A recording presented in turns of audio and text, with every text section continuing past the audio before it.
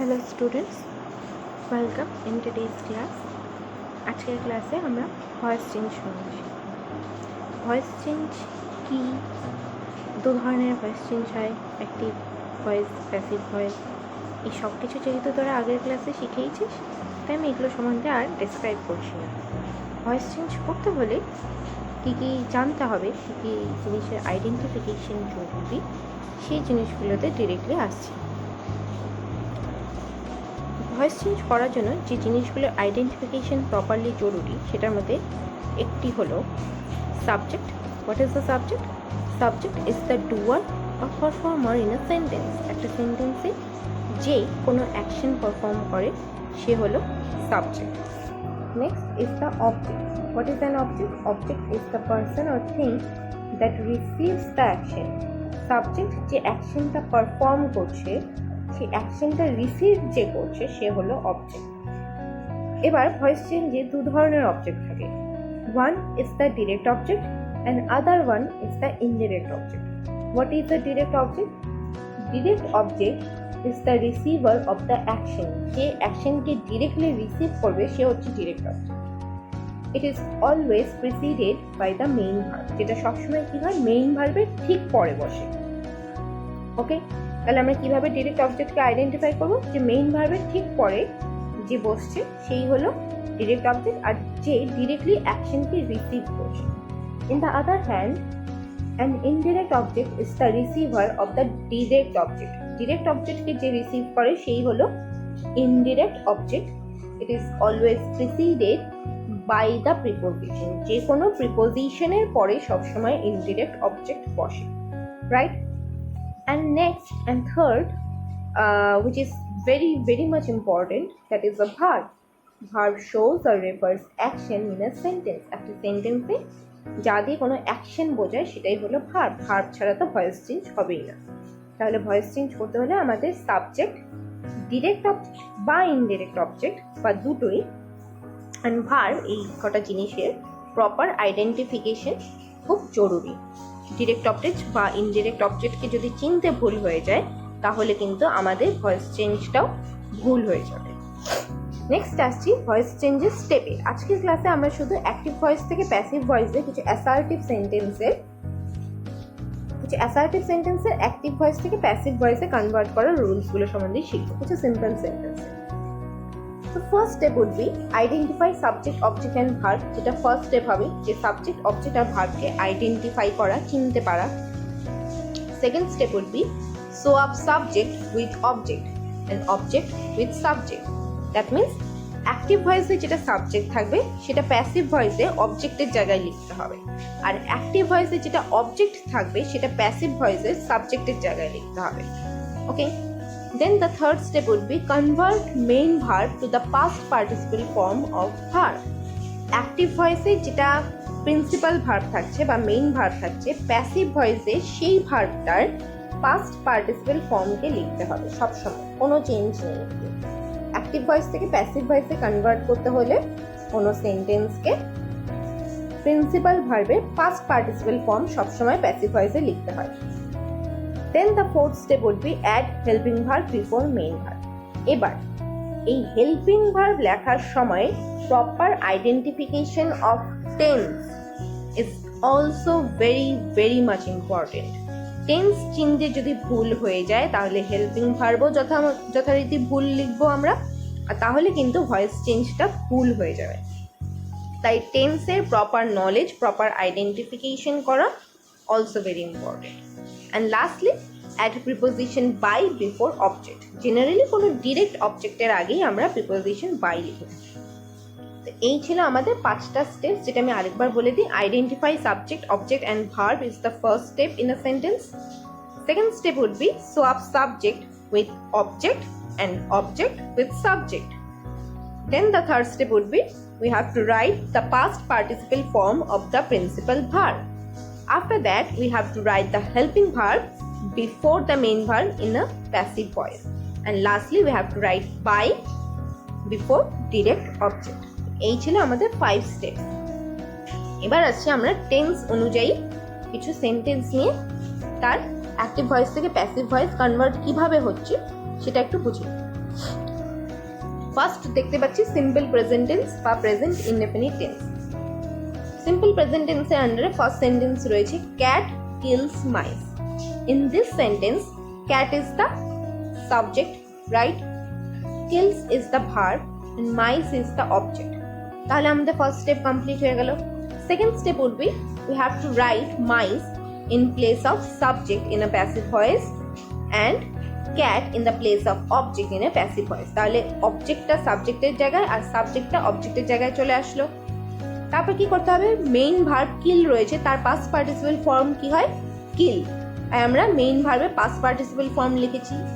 তারপর দেখতে হবে হেল্পিং ভার্ব অ্যাড করার সময় আমাদের টেন্স এক্ষেত্রে বললাম জরুরি, এখানে সেটা মেনশন করা রয়েছে সিম্পল প্রেজেন্ট টেন্স, কিন্তু এক্সামের সময় কিন্তু টেন্স মেনশন করে দেবে না, সেক্ষেত্রে টেন্স নিজেকে আইডেন্টিফাই করতে হবে। ওকে, তো এটা কিলস যেহেতু সিম্পল প্রেজেন্ট টেন্স বা প্রেজেন্ট ইনডেফিনিট টেন্স, তাই সিম্পল প্রেজেন্ট টেন্সের যে হেল্পিং ভার্বগুলো রয়েছে অ্যাম ইজ আর, আমাদেরকে এগুলোর মধ্যে একটা চুজ করতে হবে। এবার কি করে চুজ করবো অ্যাম ইজ আর এর মধ্যে, সেক্ষেত্রে আমাদের তখন সাবজেক্টকে দেখতে হবে, আমাদের সাবজেক্ট সিঙ্গুলার না plural.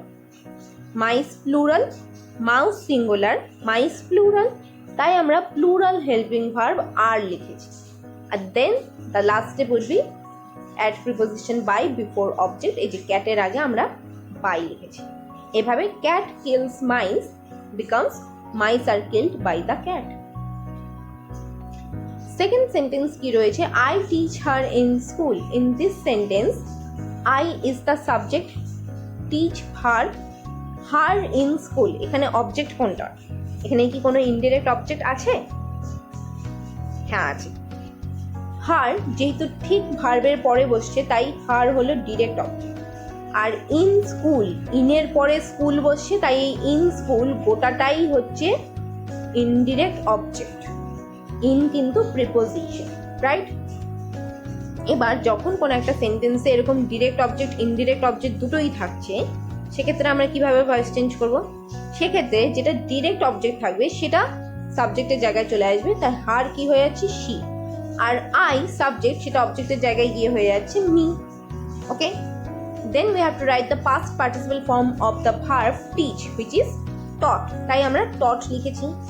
Then we have to write the suitable helping verb, এবার অ্যাম ইজ আর এর মধ্যে সুইটেবল হেল্পিং ভার্ব এখানে কি হচ্ছে, ইজ, কেন কি she singular. Last step preposition by before me, that means object, তাহলে she is taught by me, এতটুকু বুঝতে পারলাম। আর তারপর যেটা ইনডিরেক্ট অবজেক্ট ছিল আমাদের ইন স্কুল এই সেন্টেন্সটাতে, সেই ইন স্কুলকে অ্যাডিশনালি লাস্টে বসিয়ে দেব। এই ইনডিরেক্ট অবজেক্টকে নিয়ে কিন্তু তার আগে আমরা কিচ্ছু করবো না, ওটা শুধু লাস্টে বসিয়ে দেব। থার্ড সেন্টেন্স কি রয়েছে, the magician does clever tricks. In this sentence the magician is the subject, does is the main verb or principal verb and clever tricks এই গোটাটাই হচ্ছে ডিরেক্ট অবজেক্ট, রাইট? তাই ক্লেভার ট্রিক্স আমাদের সাবজেক্টের জায়গায় চলে এসছে, আর দ্য ম্যাজিশিয়ান সাবজেক্ট যেটা active ভয়েসে ছিল সেটা প্যাসিভ ভয়েসে অবজেক্টের জায়গায় চলে এসছে, রাইট? ডাজ ডু ভার্বের পাস্ট পার্টিসিপল ফর্ম কি, do, did, done, done is the past participle form of the do verb, তাই এখানে ডান লিখেছি। এবার দেখতে হবে ক্লেভার ট্রিক্স ইজ প্লুরাল, যেহেতু শেষে এস রয়েছে, tricks more than one tricks রয়েছে, তাই আমরা আর লিখেছি। ক্লেভার ট্রিক্স আর ডান, লাস্টে preposition by before the magician, তাই এভাবে clever tricks are done by the magician. Okay, next simple past tense, she prepared the meals. In this sentence she is the subject, prepared শুধুই ভার্বের past form বসেছে, তাই এটা simple past tense, আমাদের এখানে verb, are the mills is the object, তাই the mills সাবজেক্টের জায়গায় চলে এসে শি হার হয়ে গিয়ে অবজেক্টের জায়গায় বসছে প্যাসিভ ভয়েসে। তারপর প্রিপেয়ার্ড এই ভার্বটার পাস্ট পার্টিসিপল ফর্ম কি, প্রিপেয়ার্ড, কোনো চেঞ্জই নেই, আমরা প্রিপেয়ার্ড লিখলাম। এবার দেখতে হবে যে পাস্ট টেন্সের অক্সিলারি ভার্ব কি কি হয়, ওয়াজ অ্যান্ড ওয়্যার। ওয়াজ সিঙ্গুলারের ক্ষেত্রে অ্যান্ড ওয়্যার প্লুরালের ক্ষেত্রে। দ্য মিলস রয়েছে মোর দ্যান ওয়ান, তাই এখানে আমরা ওয়াজ লিখেছি যেহেতু আমাদের সাবজেক্ট প্লুরাল। আর lastly preposition by before object her, তাই এভাবে she prepared the meals becomes the meals were prepared by her. Next, second example from the same tense, she prepared the meal in the kitchen. এই সেন্টেন্সটাতে যেটা বললাম এতটুকু তাদের কিছুটা similarities রয়েছে এই নাম্বার 4 এর সাথে। she subject, prepared verb, the meal object, আর ইন দ্য কিচেন, ইন যেহেতু প্রিপোজিশন তারপরে ইন দ্য কিচেন রয়েছে, এটা কিন্তু indirect object, meal direct object, right. এবার দেখতে হবে দ্য মিল সাবজেক্টের জায়গায় চলে এসছে, she হার হয়ে গিয়ে অবজেক্টের জায়গায় চলে এসছে, প্রিপেয়ার্ড ভার্বের পাস্ট পার্টিসিপল ফর্ম প্রিপেয়ার্ডই লিখিয়েছি আমরা, কিন্তু এখানে মিল রয়েছে আর নাম্বার 4 এ মিলস ছিল তাই আমরা ওয়্যার লিখেছিলাম।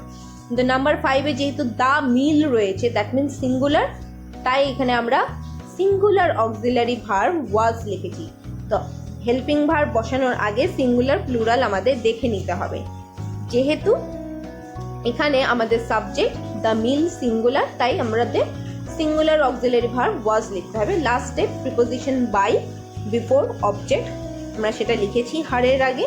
আর লাস্টলি যেটা ইনডিরেক্ট অবজেক্ট থাকছে ইন দ্য কিচেন, সেটাকে লাস্টে অ্যাড করে দিতে হবে প্যাসিভ ভয়েসে।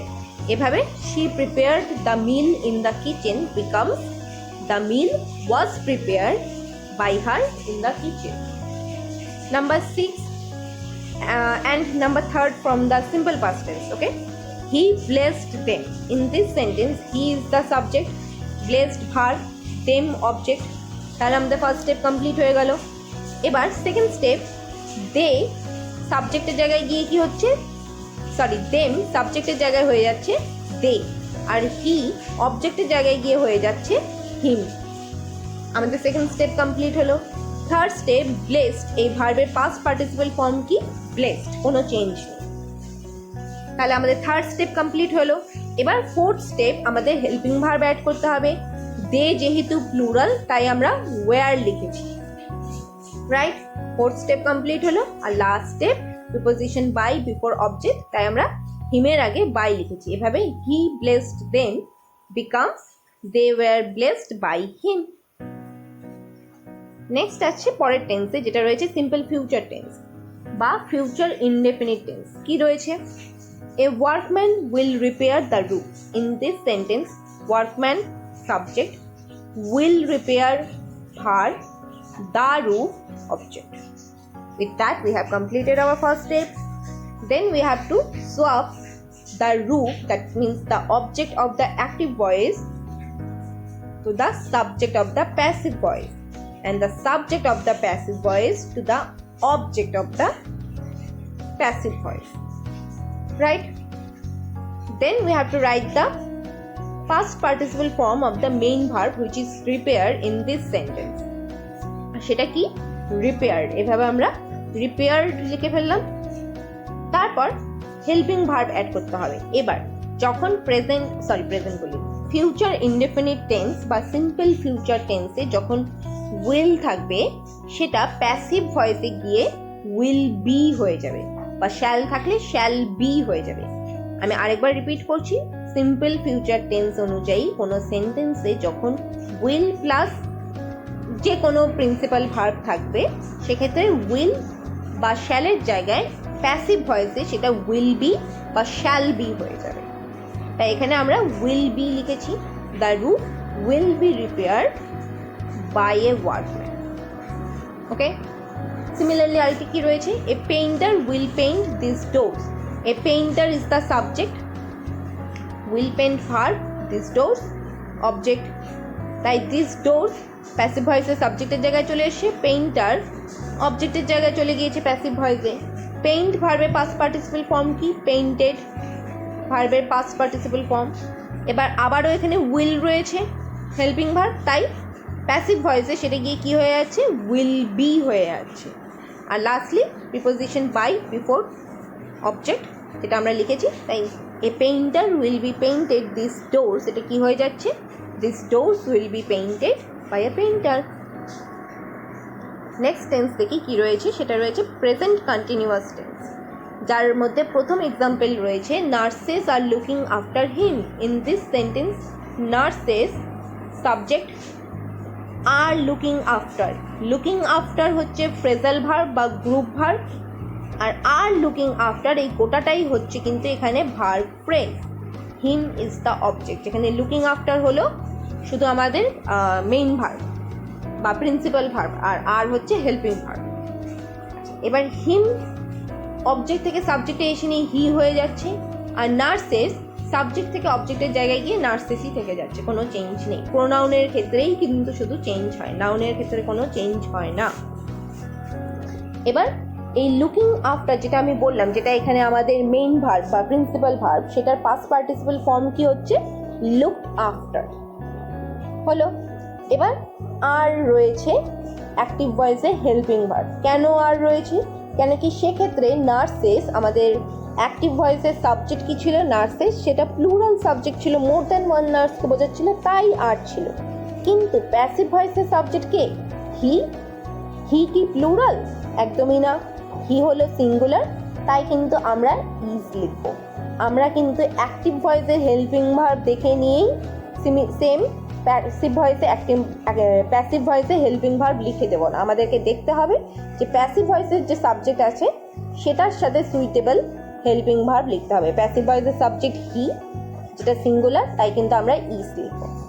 এবার যখন কোনো মেইন ভার্বের সাথে আইএনজি অ্যাড থাকবে, মেইন ভার্ব প্লাস আইএনজি থাকবে, সেক্ষেত্রে আমাদের past participle form of main ভার্বের আগে বিইআইএনজি বিং অ্যাড করতে হবে, which is must. Being add না করলে কিন্তু ভয়েস চেঞ্জ ভুল হয়ে যাবে। তাই he is being looked after by the nurses. ঠিক আছে, যেহেতু এখানে এই যে আইএনজি রয়েছে তাই আমরা বিং অ্যাড করেছি। Second example from the present continuous tense কি রয়েছে? The maid is cleaning the rooms. The maid subject, is cleaning verb, the rooms object, তাই দ্য রুমস প্যাসিভ ভয়েসে সাবজেক্টের জায়গায় চলে এসছে। দ্য মেড প্যাসিভ ভয়েসে দ্য রুমস প্যাসিভ ভয়েসে সাবজেক্টের জায়গায় চলে এসছে, অ্যান্ড দ্য মেড প্যাসিভ ভয়েসে অবজেক্টের জায়গায় চলে এসছে। এবার ক্লিন, এই মেইন ভার্বে পাস্ট পার্টিসিপল ফর্ম কি? ক্লিন, তাই আমরা ক্লিন লিখেছি। এবার আমাদের দেখতে হবে দ্য রুমস, এটা সিঙ্গুলার না প্লুরাল? রুমস রয়েছে, that means more than one rooms, তাই প্লুরাল, আর তার জন্য আমরা প্লুরাল হেল্পিং ভার্ব আর লিখেছি। যেহেতু ক্লিনিংয়ের সাথে আইএনজি অ্যাড ছিল, তাই আমরা এখানে বিং লিখেছি। আর lastly preposition by before the object. এভাবে the maid is cleaning the rooms কি হয়ে যাচ্ছে? The rooms are being clean by the made.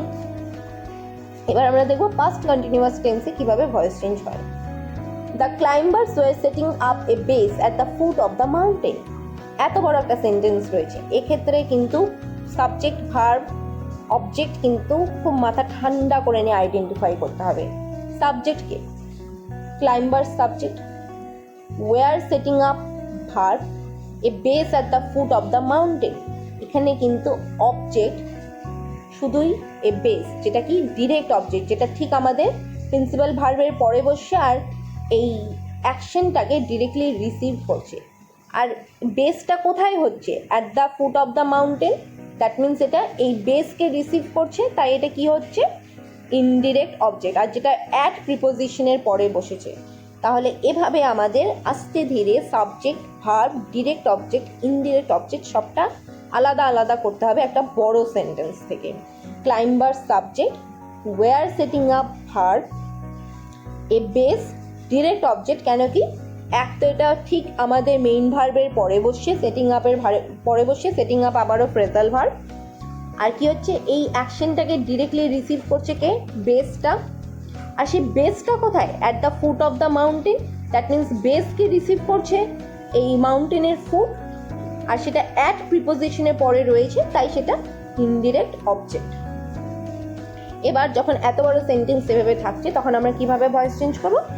Direct object যেটা থাকবে সেই ডিরেক্ট অবজেক্ট প্যাসিভ ভয়েসে সাবজেক্টের জায়গায় বসবে, তাই এ বেস প্যাসিভ ভয়েসে সাবজেক্টের জায়গায় বসছে। আর অ্যাক্টিভ ভয়েসের সাবজেক্ট কে ছিল? দ্য ক্লাইম্বার্স, সেই দ্য ক্লাইম্বার্স প্যাসিভ ভয়েসে অবজেক্টের জায়গায় বসে, যেটা হলো দ্য ক্লাইম্বার্স হলো। তারপর সেটিং আপ, এই ভার্বটার পাস্ট পার্টিসিপল ফর্ম কি? Set up. তারপর আমাদের দেখতে হবে যে হেল্পিং ভার্ব আমরা এবার অ্যাড করব। যেহেতু এটা পাস্ট টেন্স তাই ওয়াজ বা ওয়্যার এর মধ্যে আমাদেরকে একটা চুজ করতে হবে। এবার এ বেস বলেছে, দ্যাট মিনস এটা সিঙ্গুলার, তাই আমরা এখানে ওয়াজ লিখেছি। সেটিং আইএনজি যেহেতু আছে তাই বিং অ্যাড করতে হবে। As base was being set up by the climbers. এতটুকু বুঝতে পেরেছি। এবার যেটা ইনডিরেক্ট অবজেক্ট ছিল at the foot of the mountain, সেটাকে এই লাস্টে লিখে দিতে হবে at the foot of the mountain. এটার ইনডিরেক্ট অবজেক্টের কোনো চেঞ্জেস হয় না প্যাসিভ ভয়েসে, right? Second example past continuous tense থেকে কি রয়েছে? Ship were barring the road. Ship is the subject, were barring is the verb, the road is the object. The road passive ভয়েসের সাবজেক্টের জায়গায় চলে এসছে, শিপ প্যাসিভ ভয়েসে অবজেক্টের জায়গায় চলে এসছে। এবার আমাদের জানতে হবে শিপ সবসময় কিন্তু প্লুরাল হয়, ওকে? শিপ কিন্তু সিঙ্গুলার নয়, তাই এখানে ওয়্যার দিয়েছে। কিন্তু দ্য রোড সিঙ্গুলার, তাই আমাদের এখানে ওয়াজ লিখেছি। অ্যাক্টিভ ভয়েসে যেটা হেল্পিং ভার্ব থাকছে সেটাই কিন্তু দেখে দেখে প্যাসিভ ভয়েসে লিখে দিলে হবে না। আমাদেরকে কিন্তু হেল্পিং ভার্ব লেখার আগে টেন্স দেখতে হবে, প্লাস সিঙ্গুলার প্লুরাল দেখতে হবে যে আমাদের সাবজেক্ট প্যাসিভ ভয়েসে যেটা হচ্ছে সেটা সিঙ্গুলার না প্লুরাল, সেটা টেন্স কি, প্রেজেন্ট টেন্স, পাস্ট টেন্স না ফিউচার টেন্স, ওকে? বেয়ার ভার্বের পাস্ট পার্টিসিপল ফর্ম কি? বেয়ার্ড। আর যেহেতু বেয়ারিং আইএনজি আছে তাই এখানে বিং অ্যাড করেছি, বিইআইএনজি। আর লাস্টে প্রিপোজিশন বাই বিফোর অবজেক্ট। এভাবে ship were bearing the road becomes the road was being beared by the ship. Next কি রয়েছে? Present perfect tense. Present perfect টেন্সের আন্ডারে ফার্স্ট এক্সাম্পল রয়েছে you have cheated her. In this sentence you is the subject, have cheated verb, her object. এভাবে her passive ভয়েসের সাবজেক্টের জায়গায় এসে কি হচ্ছে? শি।